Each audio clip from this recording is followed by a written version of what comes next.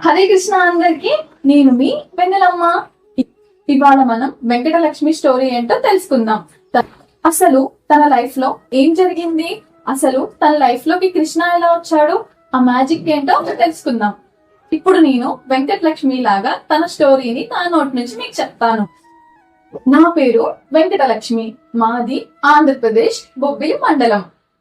చిన్న కుటుంబం, అమ్మ నాన్న నేను.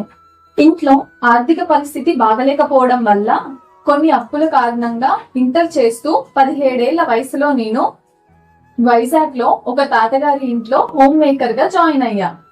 అక్కడే ఉంటూ తాతయ్య గారికి వంట చేస్తూ మెడిసిన్స్ ఇస్తూ ఉండేదాన్ని. 2020లో మా అమ్మగారికి ఆరోగ్యం బాలేక చనిపోయారు.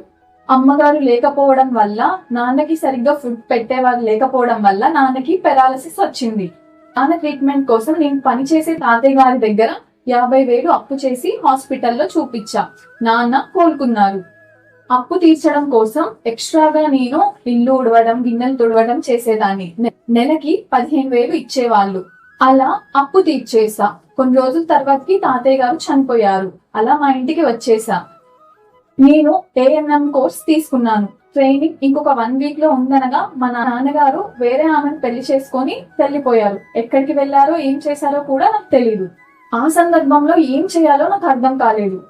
మా అమ్మ కూడా ఇష్టం లేని పెళ్లి చేసుకోవడం వల్ల మా చుట్టాలు కూడా కనీసం మాట సాయం కూడా చేయలేదు. నాకు ట్రైనింగ్ కి ఎక్కడి నుంచి డబ్బులు తీసుకొని రావాలో కూడా నాకు తెలియదు. నాకు భగవంతుడి మీద అసలు నమ్మకమే లేదు. అసలు భగవంతుడు అనేవాడు ఉంటే ఇన్ని కష్టాలు ఎందుకు పెడతారు అని ఎప్పుడు మా అమ్మతో అనేదాన్ని.